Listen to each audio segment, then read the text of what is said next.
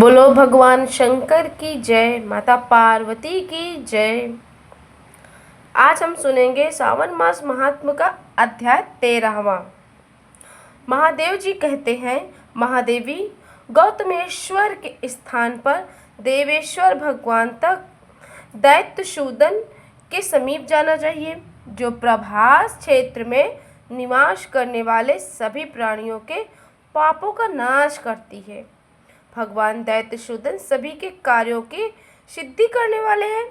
भयंकर भवसागर में पड़े हुए प्राणियों को पार उतारने के लिए वे सुदृढ़ जहाज की तरह स्थिर हैं। पार्वती, वट वृक्ष, कल्प वृक्ष, तूर पर्वत, भगवान दैत्यशूदन तथा महामुनि मार्कंडे का 7 कल्पलोक तथा क्षय अथवा विनाशन ही होता है।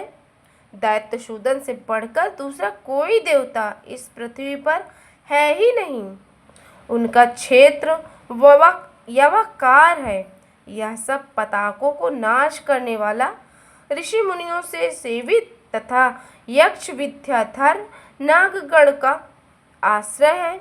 जो मनुष्य इस क्षेत्र में मृत्यु को प्राप्त होते हैं, वे सब स्वर्गलोक में जाते हैं। वहाँ से कुछ भी दान, होम, जप और तप आदि किया जाता है, वो 7 कल्पों तक अक्षय बना रहता है।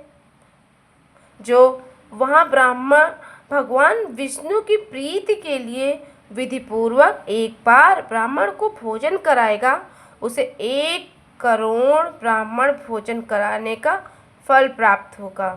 जो मनुष्य वहाँ भक्तिपूर्वक उपवास करता है, उसमें एक ही उपवास से 10,000 उपवासों का फल मिल जाता है।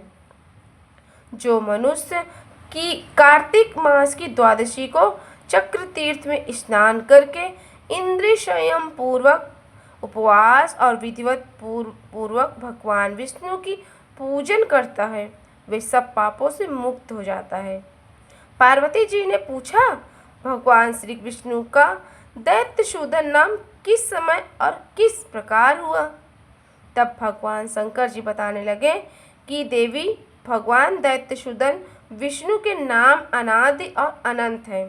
प्रत्येक कल्प में उनके नाम नए नए प्रसिद्ध हैं। पूर्व कल्प में उनका नाम श्री शैया था, दूसरे कल्प में व्रजासन कहलाए और चौथे में कमला प्रिय नाम हुआ। 5वें में दुखहर्ता, 6ठे में पुरुषोत्तम और 7वें में दैत्यशूदन नाम से प्रसिद्ध हुए। पूर्व काल में देवताओं और असुरों में बड़ा भारी युद्ध हुआ। उसमें दैत्य कंटक दानवों से पराजित होकर सारे देवता क्षीर सागर में निवास करने वाले श्री हरि की शरण में गए और प्रणाम करके उनकी इस प्रकार स्तुति करने लगे। देवादिगण कहने लगे कि हे देव जगन्नाथ, आपकी जय हो। आप दैत्यों और असुरों का मानवर्धन करने वाले हैं। आपने ही वराह रूप धारण करके इस पृथ्वी का उद्धार किया था।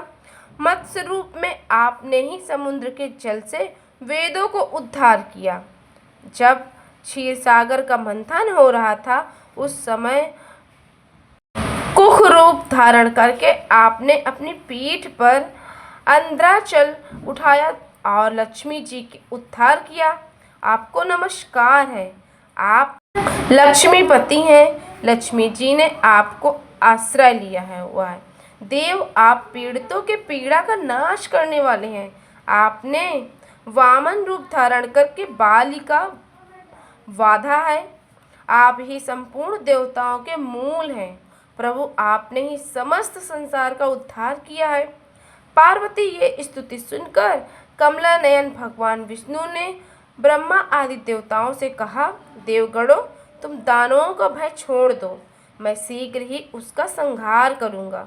ऐसा कहकर श्री विष्णु जी देवताओं के साथ वहां आए और चक्र द्वारा अलग अलग सभी दानवों का संहार कर दिया। यह देखकर सभी दानव भय से विफल होकर भागने लगे। प्रभास क्षेत्र में आकर उन्होंने समुद्र की शरण ली। भगवान ने अपने चक्र से सभी दैत्यों को सफाया कर डाला। उनके मारे जाने पर देवताओं, ब्राह्मणों और ऋषिजनों का कल्याण हुआ। संसार की व्याकुलता दूर हुई और सबका मन भी स्वस्थ हो गया। तभी से भगवान विष्णु का नाम दैत्यसूदन पड़ गया। उनका दर्शन करके मनुष्य 7 जन्मों तक जड़, अंत, दरिद्र और दुखी नहीं रहता। श्रवण नक्षत्र में द्वादशी का योग पुण्यदायक है तथा रोहिणी नक्षत्र में अष्टमी का योग सिद्ध योग है। उस समय भगवान दैत्य सूदन के शयन और उत्थान का उत्सव होता है। उस अवसर पर दैत्य सूदन के समीप एक उपवास का 10-10 उपवासों के बराबर का फल मिलता है। तो ये अध्याय था सावन मास कथा 13वां का अध्याय। आगे की कथा सुनने के लिए चैनल को सब्सक्राइब करना बिल्कुल न भूलें। हर हर महादेव।